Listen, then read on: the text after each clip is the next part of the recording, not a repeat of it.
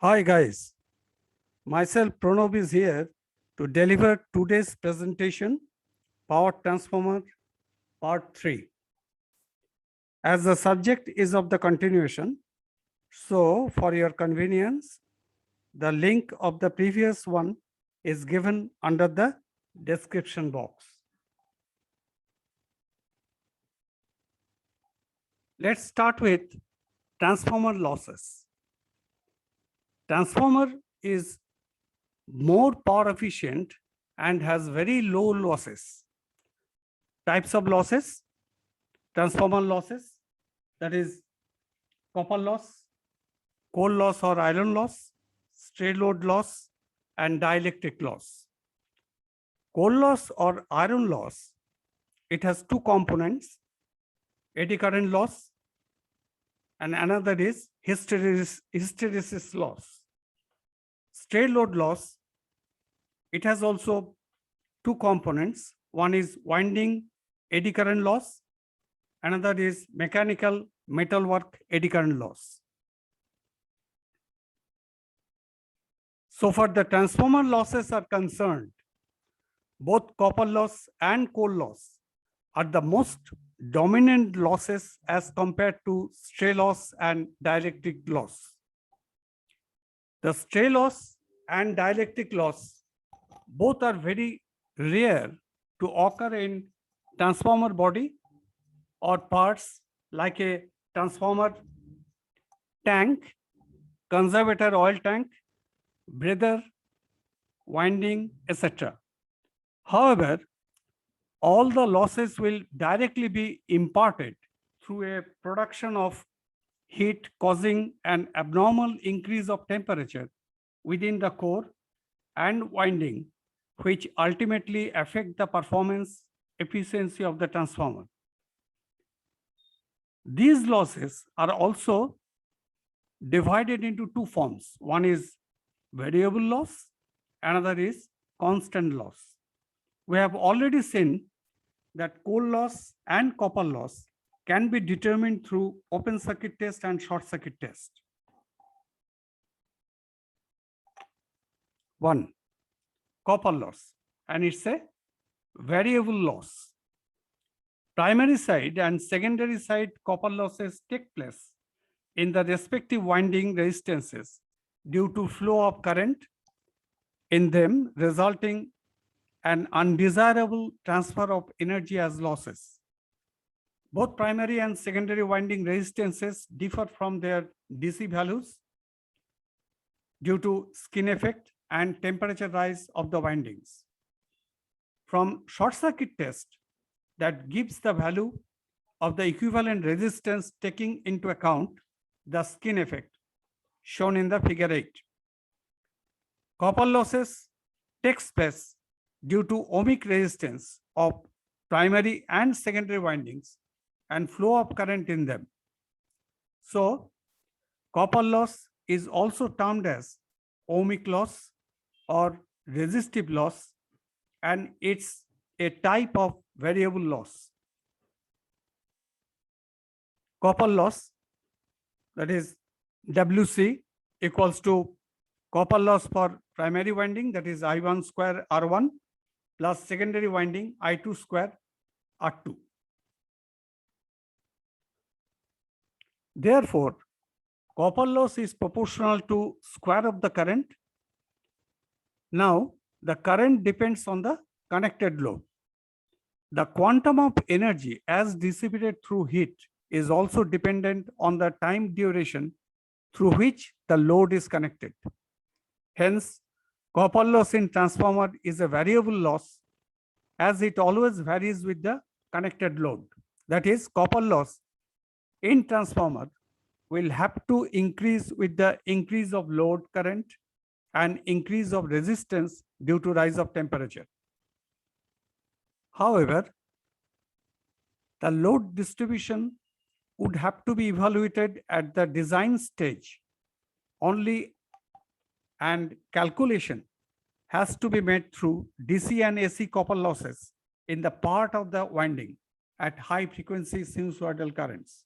Again, I repeat, however, the loss distribution would have to be evaluated at the design stage only, and calculation has to be made through DC and AC copper losses in the part of the winding at high frequency sinusoidal currents.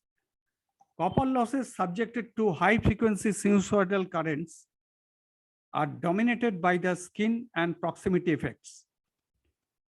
The basic nature of a time varying current is always have a tendency to concentrate near the surface area of the conductors. If frequency of the time varying current is very high, the flowing current is then to be restricted to a very thin layer just of the adjacent to the conductor surface.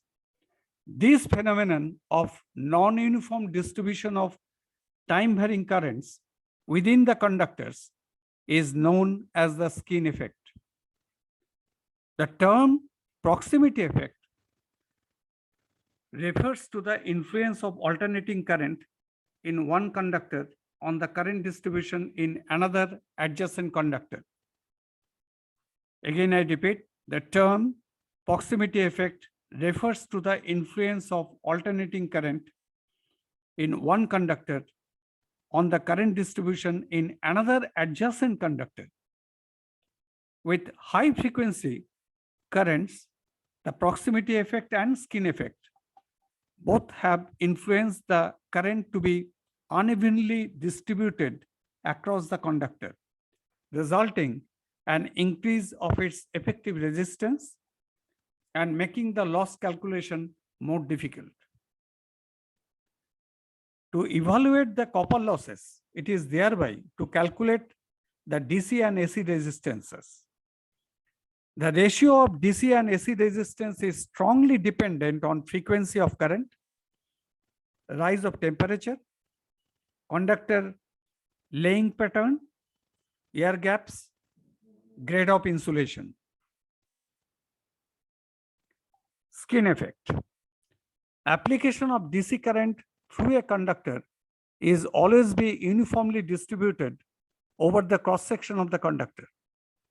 But in case of alternating current application, outer filament of that conductor carries more current as compared to the filament closer to its center. Higher the frequency, that intends the current flow to move towards the outermost filament of the conductor. Such incidence has to instigate the higher resistance value in case of time varying current, that is AC current, than to have DC application, as because there would have been a more flux linkage per ampere to inner filaments as compared to outer side of the conductor. This is known as skin effect. Skin effect has become much more evident for bigger size conductors and for higher frequencies, as the current density will have to decrease exponentially with respect to the center of conductor from outside. So the current density as measured in amperes per square meter is the largest near the surface of the conductor and decreases exponentially with greater depths in the conductor. Consider a time varying current that allows in copper conductor coils connected in winding. However, a time varying current in a conductor produces a magnetic field and in and around the conductor. This magnetic field has to change the change of intensity of current in a conductor. The change in the magnetic field in turn intends to produce an electric field which opposes the change in current intensity. This opposing nature of the electric field is termed as counter electromotive force. or back EMF. The back EMF is strongest at the center of the conductor and acts as a driving force to move the conducting electrons to the outermost filament of the conductor. For this reason, the current density is found to be the longest or largest at the surface of the conductor. For this reason, the current density is found to be the largest at the surface of the conductor. The depth till which current flows in a conductor is called as skin depth. The skin depth is dependent on the frequency of the current or signal and the resistivity of the material. Skin depth is inversely proportional to the frequency and directly proportional to the resistivity.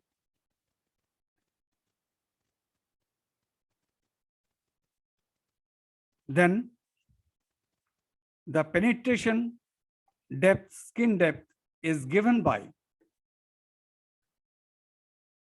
skin depth equals to delta equals to root over rho by phi f mu, or equals to root over rho by phi f mu r mu 0, where rho is the resistivity of the material, f is the frequency, mu r is the relative permeability, mu 0 permeability of the free space, that is 4 pi into 10 to the power minus 7. Mu is the magnetic permeability of the material. Based on the operational frequency and for skin effect reduction, a thin conductor according to skin depth has to be preferred for winding purpose.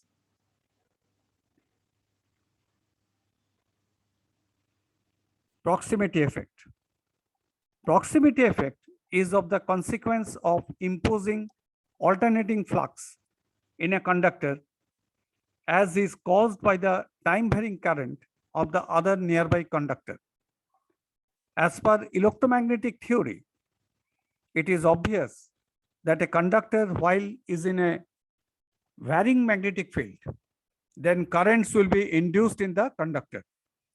These induced circulating currents are referred to as eddy currents, which merely serve the redistribute current in a conductor, resulting an apparent increase in the resistance of the conductor and thus increase of power dissipation with having undesirable heating. This increase in resistance of the conductor is directly have a relation to the increase of frequency. This phenomenon is the proximity effect. So, proximity loss is the effect of putting a conductor in a field which is generated by other conductors in close vicinity or proximity to it. Again, I repeat. So, proximity loss is the effect of putting a conductor in a field which is generated by other conductors in close vicinity or proximity to it. It is to be understood that proximity loss is always be more than skin effect loss and will affect the abnormal temperature rise of almost all high frequency operated devices with complex electromagnetic structural phenomena. One thing, it is to be concluded that to restrict proximity loss, it is always be essential to keep conductors out of strong high frequency magnetic fields. Again, I repeat, it is to be understood that proximity loss is always be more than skin effect loss and will affect with abnormal temperature rise of almost all high frequency operated devices with complex electromagnetic structural phenomena. Number one thing, it is to be concluded that to restrict proximity loss. It is always be essential to keep conductors out of strong high frequency magnetic fields. Number 2, winding losses in transformers has to increase abruptly with frequency due to eddy current effects. As there have been much stronger AC components in the current waveforms, so it is a normal practice to avoid the use of multiple layers of primary and secondary windings in transformers. Technical explanation of proximity effect. When two or more conductors are placed at the close vicinity of each other, then electromagnetic fields as imposed within the conductors will thereby start interacting with each other. Because of this interaction, the current is each of them is restricted in such a way that the greater current density is concentrated in that part of the strand most remote from the interfering conductor. Again, I repeat, when two or more conductors are placed at the close vicinity of each other, then electromagnetic fields as imposed within the conductors will thereby start interacting with each other. Because of this interaction, the current in each of them is redistributed in such a way that the greater current density is concentrated in that part of the strand most remote from the interfering conductor.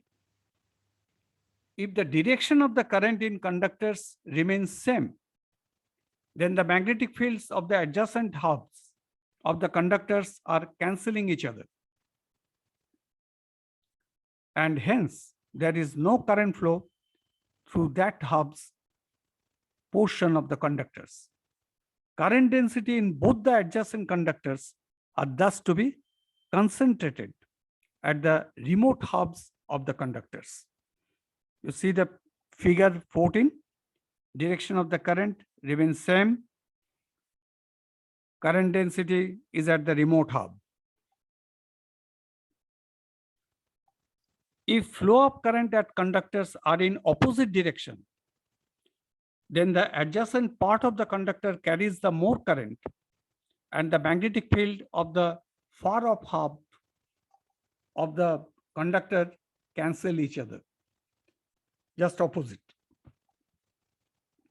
Thus, the current density is become zero in the remote hub of the conductors, and hence the current density that has to be concentrated at the adjacent part of the conductor.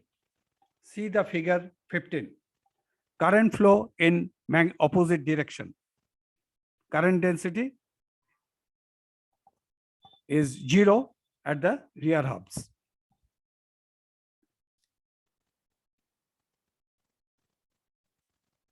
Note, it is very important. In transmission lines, as the distance between the conductor is high, so in that case, the proximity effect is negligible. If DC flows through the conductor, then the current are uniformly distributed around the cross-sectional area of the conductor. Hence, no proximity effect occurs on the surface of the conductor. Proximity effect mainly depends on frequency. The proximity effect can significantly increase with the increase of frequency. Diameter of the conductor, that is proximity effect, increases with the increase of conductor diameter. Number 3, structure. As the surface area of the stranded conductor is smaller than that of the solid conductor, so proximity effect is always be comparatively more on the solid conductor. Number 4, the material. If the conductor is constituted with the high ferromagnetic material, then the proximity effect is more on their surface. Calculation of total copper loss in transformer winding. Number of windings on primary and secondary sides of the transformer is basically implied on the parameter of voltage per turn. Now to find out the area requirement for the windings, it is much evident to decide the proper value of the current density of primary and secondary windings as corresponds to the load for maximum efficiency and on the basis of local heating due to copper losses. So the perspective is not the same and be different for small sized and big sized transformer. Now area of the conductor equals to current in that winding divided by current density of that winding. For primary winding, area of the conductor AP equals to current in primary winding divided by current density in primary winding delta P. So AP equals to IP by delta P. For secondary winding, accordingly, AS by equals to IS by delta S. Let the specific copper loss per kilogram for copper conductor be PC. Volume of the conductor in primary is Vp.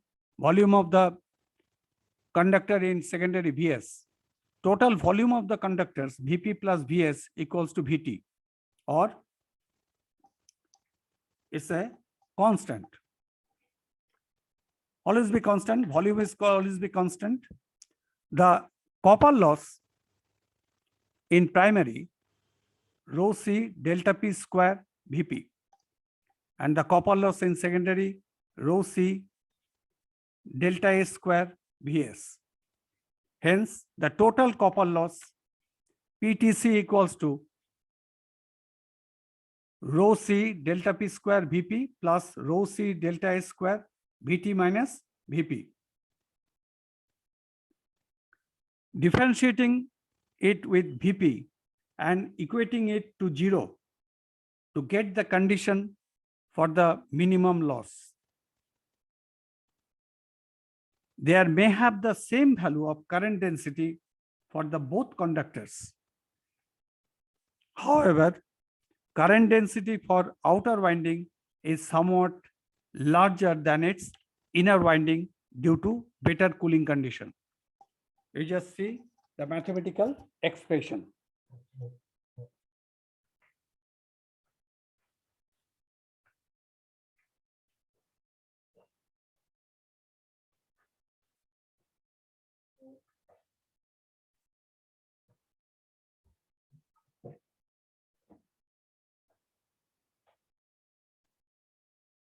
To restrict copper loss in transformer,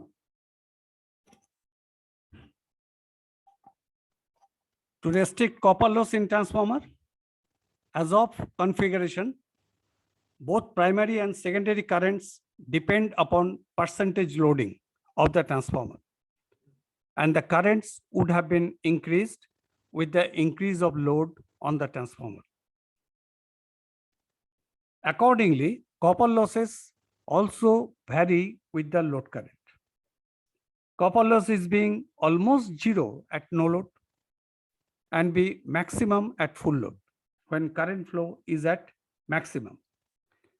Copper loss is the resistive loss in the winding part of the transformer, and for restricting the loss of energy as dissipated and wasted through heat, it is therefore subjected to keep the winding part resistance as low as possible. Again, I repeat, copper loss is the resistive loss in the winding part of the transformer, and for restricting the loss of energy as dissipated and wasted through heat, it is therefore subjected to keep the winding part resistance as low as possible. Resistance is inversely proportional to the area of the conductor. So, only by increasing the winding conductor area, that is cross-sectional area, the resistance of the transformer winding can be minimized, resulting a reduction of copper losses.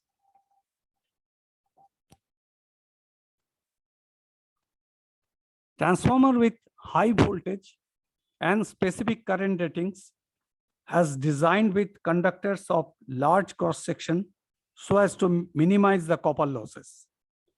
Increasing the rate of heat dissipation by providing better cooling arrangement, that is forced air or providing some oil as a cooling medium, or by implementing higher class of insulation so that it can withstand higher temperatures, thereby increasing VA rating of the transformer. Again, I repeat, increasing the rate of heat dissipation by providing better cooling arrangement, that is by means of forced air or as a cooling medium oil, or by implementing higher class of insulation so that it can withstand higher temperatures, thereby increasing VA rating of the transformer. In the present context, the rectangular strip or bunch conductors and continuously transposed cable CTC conductors are used for windings of power transformers. CTC conductor is preferably for epoxy bonded type for greater short circuit strength. Continuously transposed cable will be discussed later on. Best possible implications there have been acted upon to improve the winding space factor by using cable in which a number of parallel rectangular insulated conductors are bonded edge to edge with epoxy.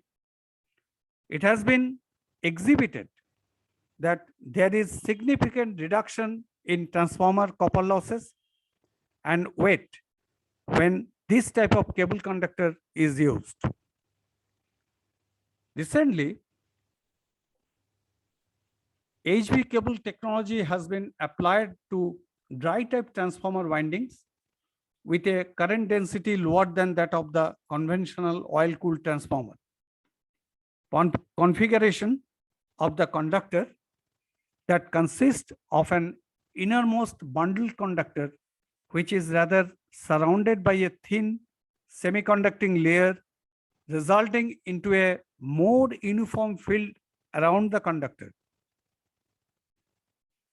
This semiconductor layer is then surrounded by cross-linked polyethylene whose thickness depends on the voltage class. An outermost semiconducting layer has also been incorporated so as being arched on each turn along the winding. Thus, the electric field is thereby totally contained in the insulation. By applying this technology, it is quite evitable that the transformer will have to be more efficient, reliable, and eco-friendly, but commercial viability are still not yet been thoroughly explored. Let's stop here, further to be continued at later stage. Thank you. Thank you for patient hearing.